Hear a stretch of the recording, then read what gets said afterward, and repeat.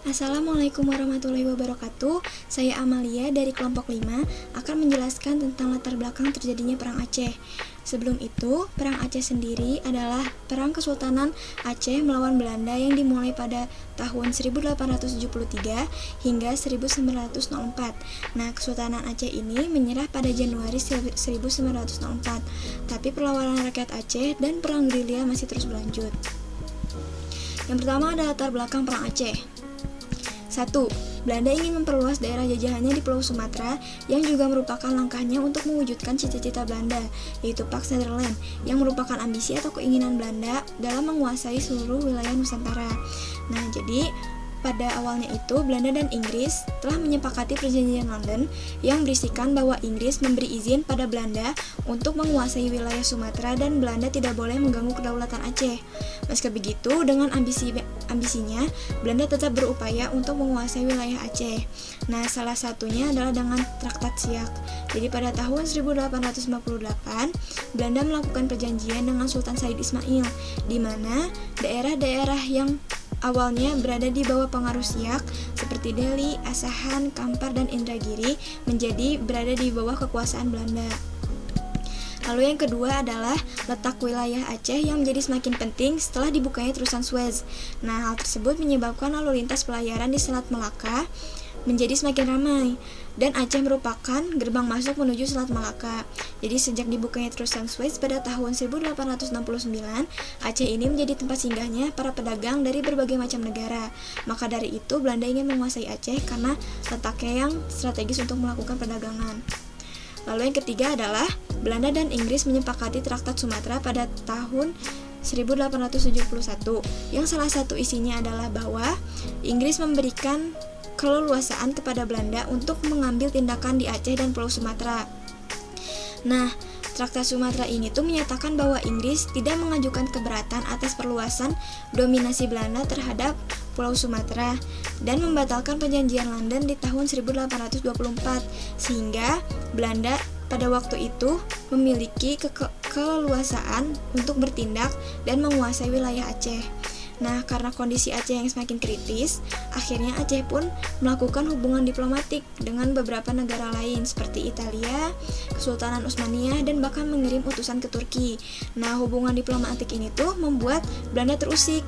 Jadi Belanda mengancam Aceh akan diserang dalam waktu 24 jam apabila Aceh tidak tunduk terhadap kedaulatan Belanda. Lalu yang keempat adalah Aceh menolak keras kedaulatan atau kekuasaan Belanda atas Kesultanan Aceh. Jadi Aceh ini tidak tunduk pada Belanda dan enggan mengakui kedaulatan Belanda di Kesultanan Aceh. Dan pada akhirnya 26 Maret 1873 pemerintah Belanda pun menyampaikan ultimatum perang terhadap Aceh. Terima kasih. Perang Aceh ke-1 pada tahun 1873 sampai 1874, Ibrahim Alfian dalam Perang Kolonial Belanda di Aceh 1977 menyebut bahwa perang diawali pada 26 Maret 1873 ketika geladak kapal komando Citadel van Antwerpen secara resmi memaklumkan perang terhadap kerajaan Aceh Darussalam. Saat itu Belanda tidak langsung melakukan penyerangan karena masih menghimpun pasukan. Melihat demikian, pihak Aceh pun memaklumi mobilisasi umum guna menghadapi perang yang sudah diimbang pintu itu. Akhirnya pada 6 April 1873 pasukan Belanda berlabuhi di pantai Cireman, Aceh Barat. Semua Polim dan Sultan Mahmud Syah dengan semangat jahid fisabilillah langsung mengepur pasukan Belanda dengan marinya. Keberhasilan pasukan Aceh dalam mempertahankan wilayahnya mengakibatkan Belanda kewalahan dan memutuskan untuk menghentikan serangan ini sembari menghimpun kekuatan untuk menyusun strategi baru. Perang Aceh kedua yaitu pada tahun 1874 sampai 1880. Ekspedisi Aceh kedua oleh Belanda dipimpin oleh Jenderal Jan van Swieten. Pasukan Belanda memang berhasil menguasai istana Kesultanan Aceh Darussalam. Akan tetapi itu terjadi karena pasukan Aceh telah meninggalkan keraton dan bergerilya. Oleh karena itu, sama seperti periode sebelumnya, pasukan Belanda tetap kewalahan dan menghadapi pasukan Aceh di Perang Fez kedua dipimpin oleh Tuanku Muhammad Daud. Perang Aceh ketiga pada tahun 1981 sampai 1869 masih dengan semangat jihad fisabilillah, para pejuang Aceh seperti Teuku Umar, Cik Ditoro, Panglima Polim, dan Cut Nyadin berhasil memobilisasi rakyat Aceh untuk melakukan perang gerilya melawan Belanda. Alhasil, Belanda semakin kewalahan dengan taktik dan semangat perang dari rakyat Aceh pada tahun 1891. Tian yang merupakan ahli bahasa Arab dan Islam yang juga penasehat untuk urusan adat dari pemerintahan kolonial datang ke Aceh. Sebagai orang yang paham tentang Islam, ia mendekati para ulama. Peran Christian menjadikan pasukan Belanda lebih terbantu karena ia menggunakan siasat menyerang dalam yang menantinya membuahkan hasil gemilang. Bertepatan dengan kedatangan Christian, rakyat Aceh yang merasakan duka mendalam karena kematian Cik Ditoro, salah satu pemimpin Aceh lainnya. Teuku Umar yang dikabarkan menyerah kepada Belanda, namun ternyata hanya taktik semata untuk memperlemah kekuatan lawan. Perang Aceh keempat dan akhir pada tahun 1896 sampai 1910. Ketiadaan Teuku Umar tidak membuat semangat rakyat Aceh pada menghadapi Belanda. Dipimpin oleh Cut Nyadin, istri Teuku Umar, dengan dibantu oleh pejuang wanita bernama Po Cut Baren, rakyat Aceh terus melakukan perlawanan hingga akhirnya Teuku Umar yang kembali bergabung dengan pasukan Aceh. Sayangnya pada 11 Februari 1899 Teuku Umar gugur di Malubalo. Perjuangan pun kembali dilakukan oleh Cut Nyadin bersama Po Cut Baren. Ibrahim 1873 sampai 1912 mengungkapkan kondisi rakyat Aceh mulai lemah karena kematian dari beberapa pemimpinnya. Terlebih strategi merusak dari Christian juga berjalan dengan mulus dan semakin memperlemah pasukan Aceh. Tahun 1905, Cut Nyadin berhasil ditangkap dan kemudian wafat pada 1910. Kematian Cut Nyadin pun menjadi pendana berakhirnya Perang Aceh. Assalamualaikum warahmatullahi wabarakatuh. Di sini saya akan menjelaskan perang Aceh. Yang pertama, Perang Aceh pertama pada tahun 1873 sampai 1874 dipimpin oleh Panglima Polim dan Sultan Mahmud Syah melawan Belanda yang dipimpin oleh Haller. Terus Perang Aceh yang kedua dari tahun 1874 sampai 1880, pasukan Belanda dipimpin oleh Jenderal Jan van Swieten dan berhasil menduduki Keraton Sultan. Yaitu selanjutnya ada Perang Aceh ketiga, yaitu dari tahun 1881 sampai 1896. Perang dilanjutkan secara gerilya dan dikobarkan perang fisabilillah, dan sistem perang gerilya ini dilangsungkan sampai tahun 1903. Terus yang terakhir ada Perang Aceh keempat, yaitu dari tahun 1896 sampai 1910. Perang gerilya, kelompok dan perorangan dengan perlawanan, penyerbuan, penghadangan, dan pembunuhan tanpa komando dari pusat pemerintah kesultanan. Sekian dari saya. Assalamualaikum warahmatullahi wabarakatuh. Perkenalkan, nama saya Farel Farijinajat dari kelas 11 IPA 3, kelompok 5 yang bertema Perang Aceh. Di sini saya akan menceritakan strategi Indonesia saat Perang Aceh melawan Belanda. Dimulai dari ekspedisi Aceh kedua. Ekspedisi Aceh kedua ya oleh Belanda yang dipimpin oleh Jenderal Van Swieten. Pasukan Belanda memang berhasil menguasai istana Kesultanan Aceh Darussalam. Akan tetapi itu terjadi karena pasukan Aceh telah meninggalkan keraton dan bergerilya. Oleh karena itu, sama seperti periode sebelumnya, pasukan Belanda tetap kewalahan dalam menghadapi pasukan Aceh di perang fase kedua yang dipimpin oleh Tuanku Muhammad Daud. Selanjutnya ekspedisi Aceh ketiga pada tahun 1881 sampai 1896. Masih dengan semangat jihad fisabilillah, para pejuang Aceh seperti Teku Umar, Cikdi Tiro, Panglima Polim, dan Cut Nyakdin berhasil memobilisasi rakyat Aceh untuk melakukan perang gerilya melawan Belanda. Alhasil, Belanda semakin kewalahan dengan taktik dan semangat perang dari rakyat Aceh. Pada 1891, Christian Snoek Hartronch yang merupakan ahli bahasa Arab dan Islam yang juga penasehat untuk urusan adat dari pemerintah kolonial datang ke Aceh. Peran Snoek Hartronch menjadikan pasukan Belanda lebih terbantu karena ia menggunakan siasat menyerang dari dalam yang nantinya membuahkan hasil gemilang. Bertepatan dengan kedatangan Snoek Hartronch, rakyat Aceh sedang merasakan duka yang mendalam karena kematian Teku Cikdi Tiro, salah satu pemimpin Aceh lainnya. Teku Umar dikabarkan menyerah kepada Belanda, namun itu ternyata hanya taktik semata untuk memperlemah kekuatan lawan. Selanjutnya ada ekspedisi Aceh keempat pada tahun 1961 sampai 1891 sampai 1910.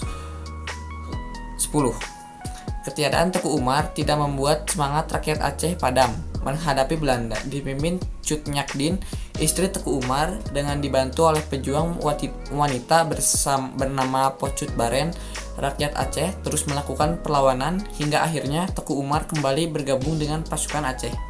Sayangnya pada 11 Februari tahun 1899, Teku Umar gugur di Melaboh. Perjuangan pun kembali dilanjutkan oleh Cut Nyakdin bersama Pocut Baren. Ibrahim Alfian dalam Perang di Jalan Allah mengungkapkan kondisi rakyat Aceh mulai melemah karena kematian dari beberapa pemimpinnya. Terlebih, strategi merusak dari dalam yang dijalankan Snoek Hartronch juga berjalan dengan mulus dan semakin memperlemah pasukan dan rakyat Aceh. Tahun 1905, Cut Nyakdin berhasil ditangkap dan kemudian wafat pada tahun 1910. Kematian Cut Nyakdin pun menjadi penanda berakhirnya Perang Aceh.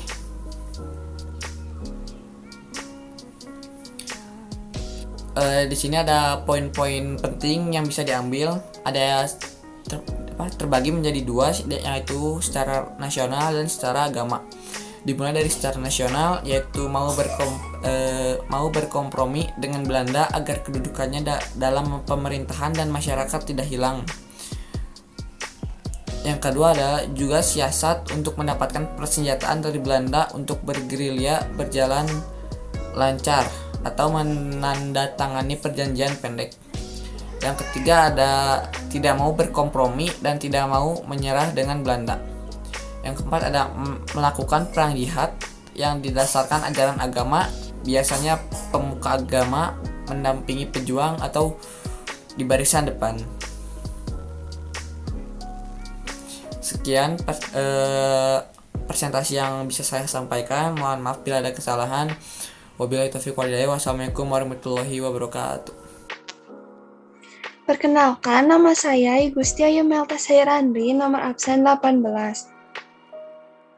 Di sini saya akan menjelaskan mengenai strategi Belanda dalam menghadapi Perang Aceh. Strategi pertama yang digunakan Belanda dalam menghadapi Perang Aceh adalah strategi konsentrasi Stelsel. Konsentrasi Stelsel adalah pemusatan kekuatan dalam satu benteng. Strategi ini sangat lemah karena bersifat pasif. Artinya, kalau tidak diserang musuh, berarti keadaan dianggap aman. Namun, apabila terjadi serangan, Belanda akan menderita banyak kerugian karena serangan yang dilaksanakan pada saat Belanda dalam keadaan lemah.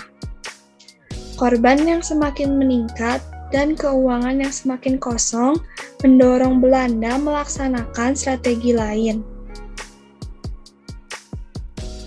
Menyadari kuatnya perlawanan rakyat Aceh, Belanda harus menggunakan strategi liciknya, yaitu strategi divide et impera atau strategi politik pecah belah.